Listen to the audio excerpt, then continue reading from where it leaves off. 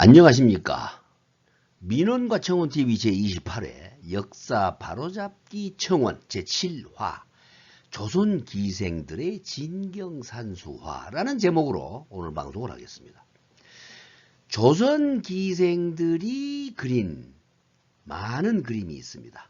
그래서 오늘은 조선의 진경산수화 중에서 조선시대의 유명한 기생들이 그린 그런 그림만을 모아서 감상해 보려고 합니다. 이 지금 화면에 떠 있는 그림은 유명한 황진이라는 기생이 그린 백사촌 마을이라는 그림입니다. 그런데 산세나 집 모양이 어째 그 풍경이 우리 산천과는 많이 달리 보이지 않나요?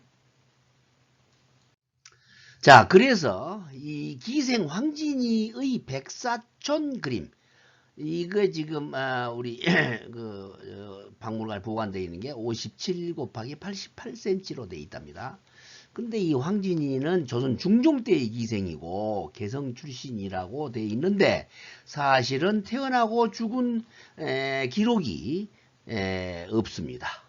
그런데 그 황진이가 그린 백사촌 그림, 이 산 모양, 그 다음에 노란 선으로 되어 있는 이 다리 모양, 이것이 밑에 보면 중국의 그 산천 사진이라고 그래가지고 좌측에, 아래 좌측에 있는데 그 중국의 산들은 많은 산들이 이렇게 돼 있어요.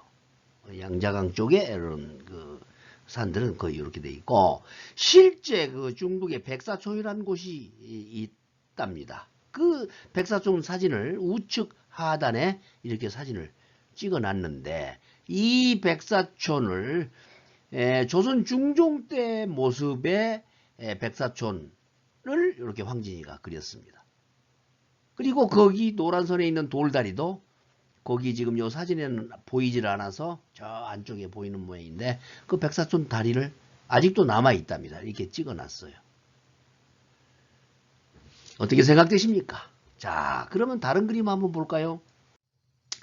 이건 계생이라는 기생이 계림 근교 상춘이라는 제목으로 시를 쓰고 그림을 그렸습니다.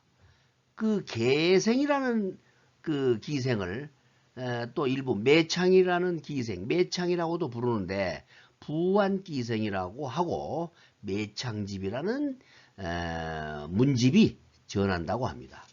이 시는 매창이 이 그림에 붙여서 쓴 시입니다.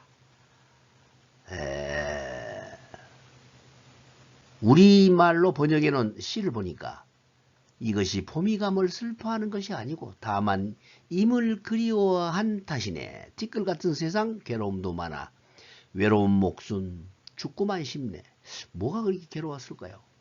일단 계림 근교, 대륙 남부에 양자강 쪽에 있는 계림 근교라고 해서 이렇게 그림을 그렸는데, 산 모습 아까 중국 그 산들 모양 뭐 유사하죠. 양자강 쪽은 거의 산들이 이렇습니다. 집도 보면 우리나라 집의 형태는 아닙니다. 들판은 뭐 우리하고 비슷하네요. 자, 그러면 다른 사진 한번 보겠습니다. 이것은 일지홍이라는 기생이 그린 노가촌 그림입니다. 이건 우리나라 그 성천 기생이라고 되어 있는데, 이 노가촌 그 사진을 보면은 위에 사진에 보면은 돌다리죠. 옛날 요 돌다리가 쭉 되어 있는데 밑에 사진에 보면은 이제 시멘트 도로로 해서 돌다리 모양은 똑같은데 돌다리 폭이 좀 커지고 모양이 약간 현대식이죠. 그리고 이제 일본 그 사측 산봉우리 요 보면 그림의 산봉우리와 대단히 유사합니다. 약간 그 화가적인 풍치는 좀 있지만 유사하고, 2번 산봉우리 아주 비슷하죠. 그리고 3번 돌다리는 뭐 과거 그 조선시대 때 그런 그 돌다리 이 모양은 똑같은데 현대식으로 돌다리를 다시 놨군만요. 아무튼 이 노가촌은 중국에 있는 거랍니다. 그래서 일지옹이가 중국에 가서 사생활을 그린 거죠. 진경산수합니다. 아주 유사하게 잘 그렸습니다. 자, 이것은 기생 홍랑이 그린 대부고찰이라는 그런 그림인데, 이 대부라는 건 아마 지역 이름인 것 같고, 고찰은 오래된 이 찰이라는 게 절찰자는 이게 아니고 오래된 뭐 집을 이야기한 것 같은데, 아무튼 이 기생 홍랑도 생몰미상의 조선 중기 때의 아주 유명한 기생이었답니다.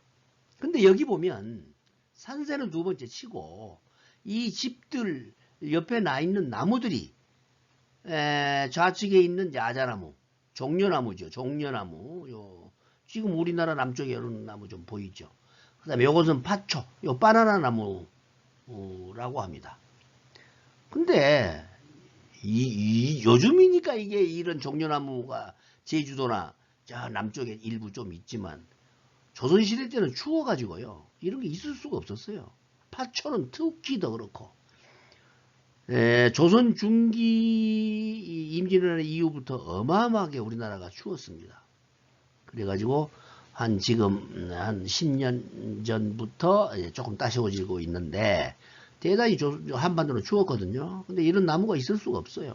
근데 홍랑이 어디 가서 보고 그렸을까요? 남의 그림 보고 복사한 건 아닌 것 같고, 그림이 아주 섬세하고 자세한 것이 실제로 보고 그린 그런 그림의 모습입니다. 이것은 기생 취향이 그린 두전촌의 막다른 골목길이라는 그림입니다. 그런데 이 그림을 보면 벽들이 다 벽돌로 돼 있고, 비록 낡고 허름한 집, 즉 말해서 골목길에 있는 허름한 집을 그렸는데 아주 구도나 화가들이, 그림 그리는 사람들이 좋아하는 구도지요. 그렇지만 이 집 또한 우리나라의 고풍어린 집은 아닙니다.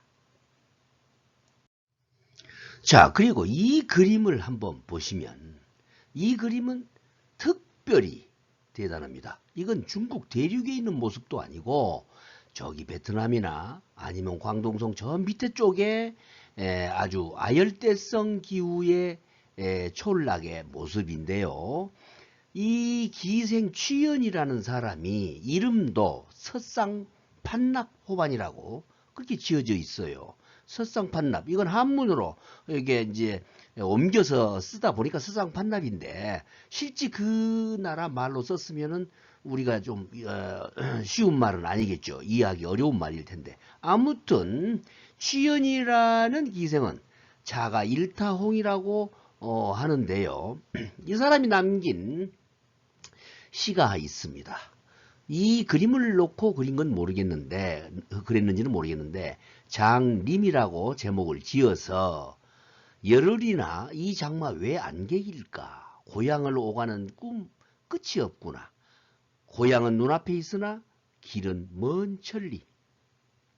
근심어려 난간에 기대 헤아려 보노라. 자, 이 기생 취연이가 이 남방, 이 나라에 가서 이 그림을 그렸다면 지금 자기 고향이 굉장히 멀리 있다는 이야기인데, 여기서 천리길이 자기 고향이라고 하면 뭐 우리나라는 한반도는 아니겠죠. 천리길이 이 아열대정 그 기후의 호반인데, 이 그림도 이 친구가 거기까지 가서 그렸을까요? 남의 그림 보고 그렸을까요? 이게 남의 그림을 보고 그렸다기에는 너무 자세하고 너무 사실감 있습니다. 자, 그래서 지금까지 조선의 기생들이 그린 대륙 풍경의 그림을 보았습니다.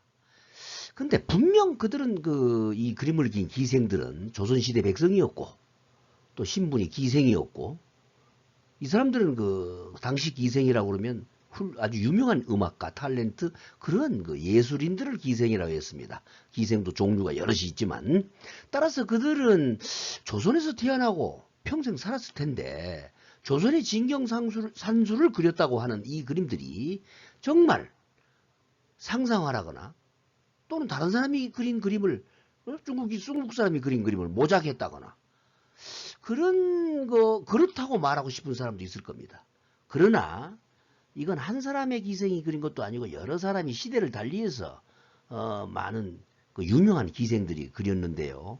이거 말고도 많이 있습니다. 많은 기생들이 그린 그림이 있는데 이걸 모작해서 모사해서 그렸다고 하기에는 지금까지 우리가 귀하게 보관하는 걸로 봐서는 그런 그림은 아닌 것 같고, 또 관념적이거나 상상으로 그렸다면 너무 그림이 실제 지형과 똑같고, 또 그림이 정말 잘 그려졌지 않아요? 세밀하고 사실적으로. 그런데 한 번도 가보지 못한 곳의 그림을 너무 잘 그렸다는 거예요. 어떻게 여러분들은 생각하십니까? 혹시 그 사람들이 그림을 그렸던 그곳에서 살았지 않았을까요? 아무튼 오늘은 여기까지입니다. 구독과 좋아요 부탁합니다.